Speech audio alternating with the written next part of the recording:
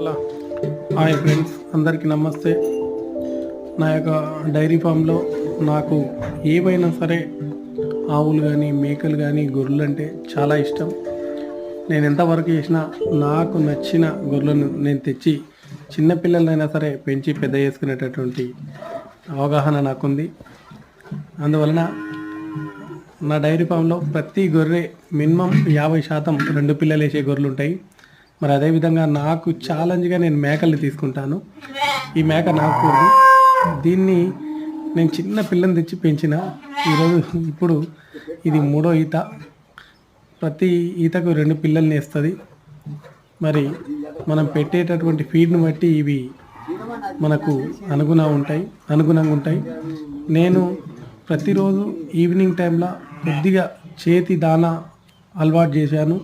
అందువలన నా గొర్రెలన్నీ చాలా ఫిట్నెస్గా ఉంటాయి.